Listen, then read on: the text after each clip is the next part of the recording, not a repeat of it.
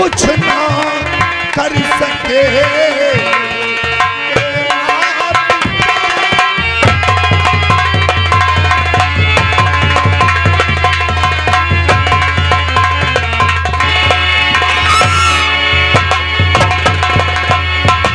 रुक जा अंजलि,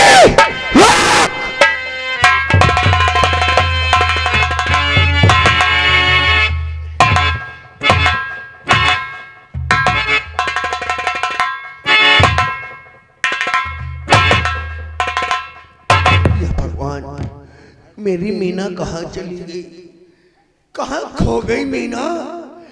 सुबह से ढूंढते ढूंढते शाम हो गई, कहीं तेरा पता नहीं है?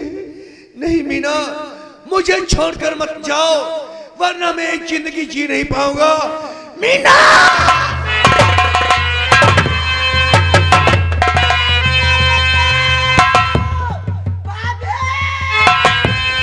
ये आवाज तो मेरी बहन अंजलि की है। लगता है मेरी बहन किसी मुसीबत में है। नहीं बहन, मैं तेरी मदद के लिए आ रहा हूं। आ रहा हूं अंजलि।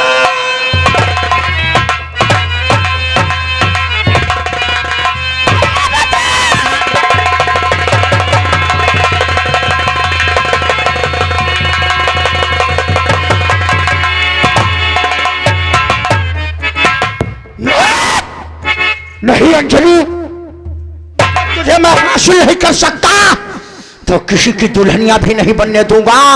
तेरे भाई ने हमें बहुत तड़पाया है, तेरे भाई को खून के आंसू रुलाऊंगा।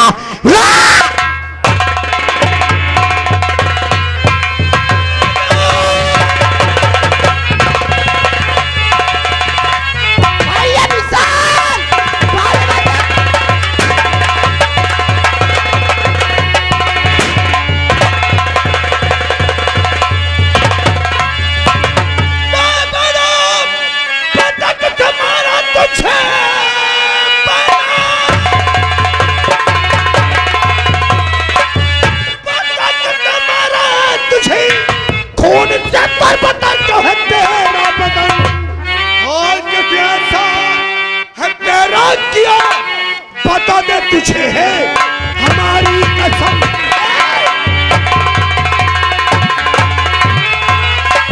चलिए तेरा हाल किसे कर दिया? ठाकुर असगर सिंह का बेटा अभय सिंह अपने बंगले पे आया था, मेरी इज्जत लूट रहा था। वो इज्जत लूटने में नाकाम रहा, उसने मुझे गोली चल मैं तुझे हॉस्पिटल चलूंगा। मुझे मार बाबू अरे भैया, मुझसे वादा कर तुम्हें राखी की कसम भैया कि मेरी मौत का बदला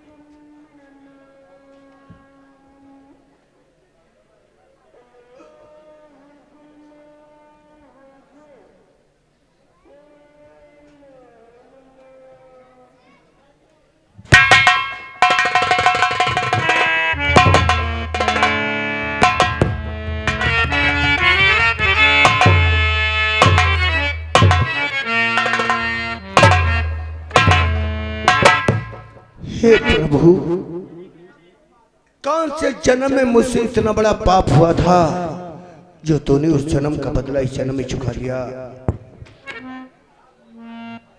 बहन अंजलि, तू भी आज मुझे छोड़कर चली गई।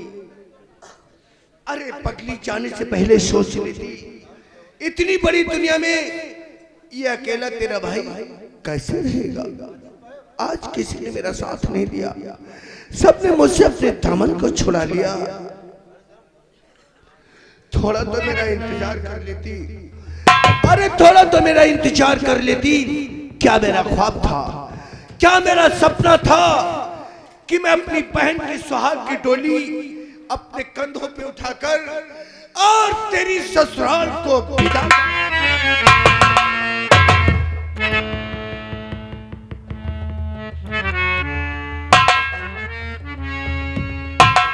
लेकिन नहीं, ये भी तो एक डोली है, ये भी तो एक डोली है।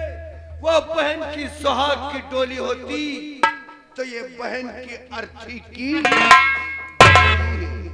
शायद भगवान ने मेरे नसीब में यही लिखा था कि मैं अपनी बहन की अर्थी की डोली उठाऊंगा। लेकिन अफसोस, आज भगवान ने मुझे धन और दौलत बहुत कुछ दिया, लेकिन मैं अपनी बहन को 4 गज कफन देने से भी मजबूर हूँ।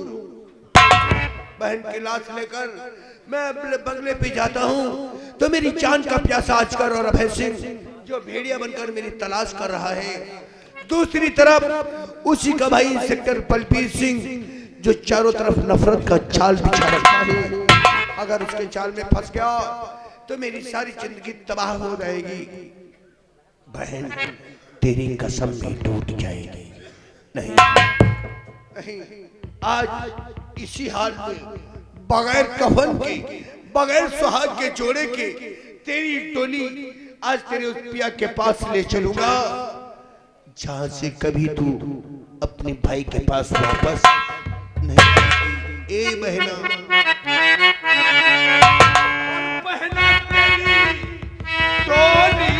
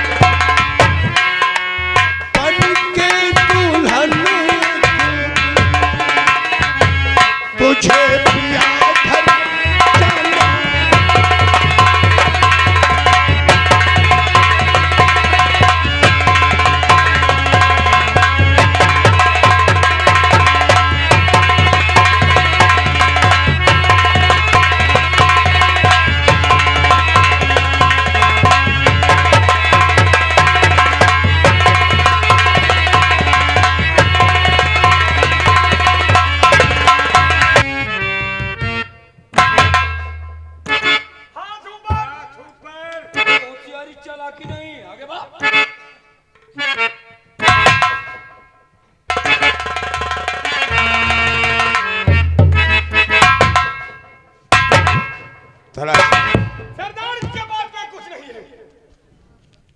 कौन हो भाई जो चारों तरफ से बंदूकें तानकर मुझे घेर कर खड़े हुए हो?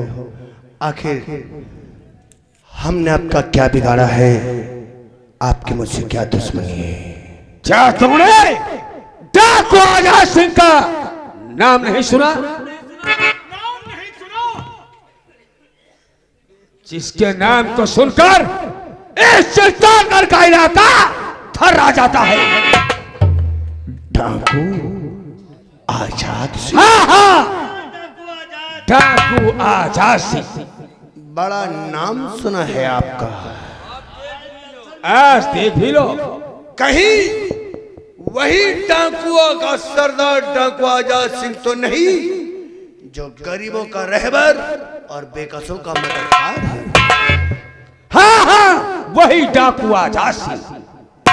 अगर डाकू आजाद सिंह हो तो जाओ अमीरों के घर जाकर तिजोरी से दौलत को लूटो, शमशान में क्या मुर्दों का कफन लूटना है। मैं वो बदनसीब भाई हूँ जो अपनी बहन की लाश बगैर कफन के लाया हूँ।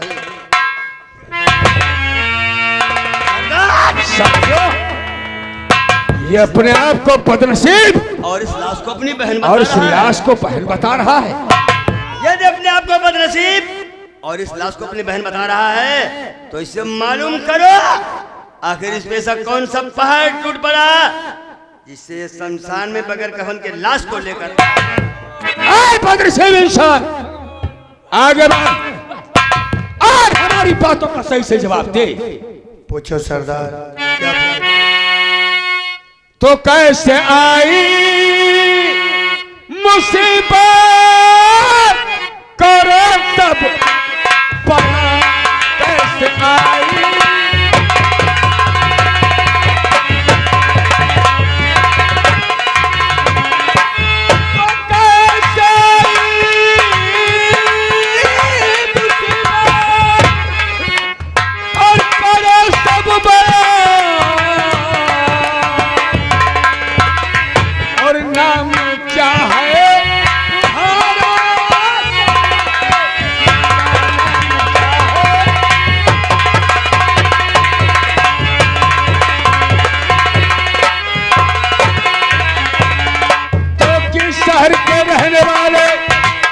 सच बता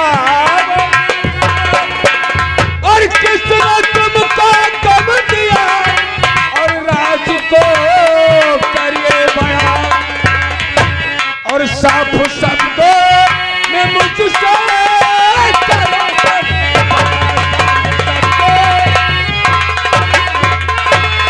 तो साफ शब्दों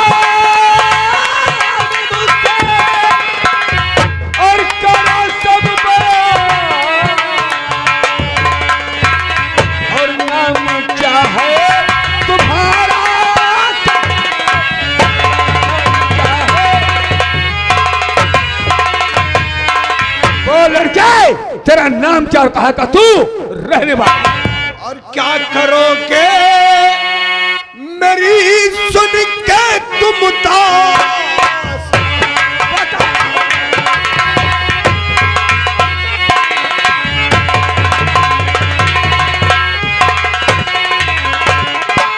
क्या करोगे सुन के तुम उदास, दर्द होगा बहुत सुन जिगर,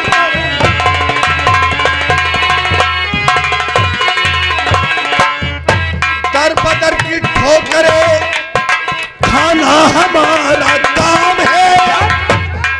किला चित्तौड़गढ़ मेरा विशाल मेरा नाम है। दर्द गम से भरी है मेरी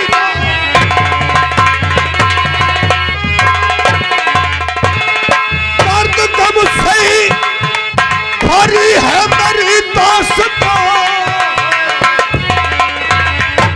दर्द होता बहुत सुनो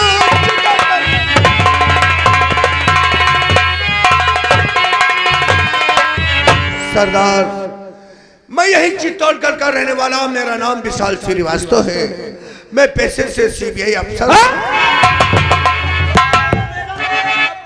साथियों, इसका मतलब हम लोगों का शक सही निकला। क्यों अफसर, क्या सोच कर आए कि इस लाश के जरिए जाएंगे और आजाद सिंह के गिरोह को आसानी से दबोच लेंगे? नहीं अफसर नहीं, ये तुम्हारी भूल है। डाकू आजाद सिंह और उसका गिरोह का कोई भी बकरी का बच्चा नहीं है। तुम उसे दौड़ोगे और उसे इतनी आसानी से दबोच लोगे। आज यहाँ पर तुम नहीं, आज यहाँ तुम्हारी मौत। गारमेंट के कारखाने की बनी हुई बारूद सिर्फ गरीब, बेसहारा, मजलूम और मजबूर लोगों पे चली है। गुनहगारों के सीने पे चलने में इसे भी शर्म आती है। कहना क्या चाहता है? हाँ, मैं वही अफसर हूँ जो डाकू आजाद सिंह को गिरफ्तार करने के लिए बीड़ा उठाया था। सोचा था ऐसे नामों डाकू को गिरफ्तार करके उसके गुनाहों के मुताबिक कानून से उसे सजा दिलाऊंगा और उसे अपने हाथों से मैं रिहा भी कराऊंगा। इंसानियत की दुनिया में लाऊंगा तो उसके बदन से बगावत का लिबास उतारकर शराफत का चोला पहना दूंगा। लेकिन आज मेरे कानून ने खुद मेरा साथ नहीं दिया। तेरे कानून ने? आज मेरे कानून ने मुझे ऐसी मंजिल पे लाकर छोड़ दिया जो उसका कहीं किनारा। आखिर बात क्या है? बात तो साफ साफ बताओ। बोलो, क्या बात है? सरदार, मैं अपने कानून से लोगों को इंसाफ दिलाने वाला एक सच्चा अफसर जो कि इंसाफ दिलाया करता था। यही जिला चित्तौड़गढ़ में एक गांव शांतिनगर पड़ता है। वही का एक बेचारा गरीब किसान जिसका नाम था दीनदयाल, जो कि वहां के जालिम जमींदार अजगर और उसके बेटे अभय सिंह के जुर्म से तबाह था। उस जालिम जमींदार के बेटे ने उस बेचारे गरीब की नजर के सामने उसकी बेटी की इज्जत लूट लिया। सरदार, कहीं से उसका कोई सहारा न बना, कानून से भी उसे इंसाफ न मिला। भटकता हुआ मेरे पास पहुंच गया। उसकी कहानी सुनकर मेरा तो दिल दहल गया। सरदार, हमने अपने कानून से उसे इंसाफ दिलाने का वादा किया, लेकिन ये खबर जब अजगर को मालूम हुई कि ये केस सीबीआई के हाथ पहुंच गया है, तो सबूत को मिटाने के लिए उसने दीनदयाल और उसकी बेटी का मर्डर कर दिया। लेकिन ये मर्डर करते समय मेरा दोस्त रामलाल, जो कि पेशे से पत्रकार था, उसने पूरा वीडियो बना लिया। लेकिन वीडियो बनाते समय अजगर के बेटे अभय सिंह ने उसे देख लिया। सोचा ये मोबाइल, ये वीडियो कोर्ट पहुंच गया तो मुझे उम्र कैद या फांसी की सजा हो जाएगी। अपनी जान को बचाने के लिए सबूत को मिटा मेरे दोस्त को भी मार डाला। मेरा दोस्त तड़प कर मेरी बाहों में अपने दम को तोड़ दिया। सरदार, वो मोबाइल सबूत बन गया। जुनून में आकर हमने अजगर के बेटे अभय सिंह को गिरफ्तार किया। बहुत अच्छा किया। लेकिन उसी अजगर का भाई इंस्पेक्टर बलबीर सिंह, जिसने कानून का फंदा पलट दिया, हमारे बंगले पे जाकर हमारी मैडम से उस मोबाइल को हासिल कर। मेरे पास कोई सबूत नहीं रह गया। अभय सिंह को छोड़ना पड़ा। लेकिन उन जालिमों के दिल में आया कि ये सीबीआई अफसर है, कहीं कानून के जाल में मुझे या मेरे परिवार को फंसा दिया तो उसकी जिंदगी को तबाह कर देगा। सरदार, वह दोनों दरिंदे भागते हुए मेरे बंगले पे पहुंच गए। बंगले पर? जहां मेरी पत्नी मीना की गोद में मेरा हस्ताक्षर।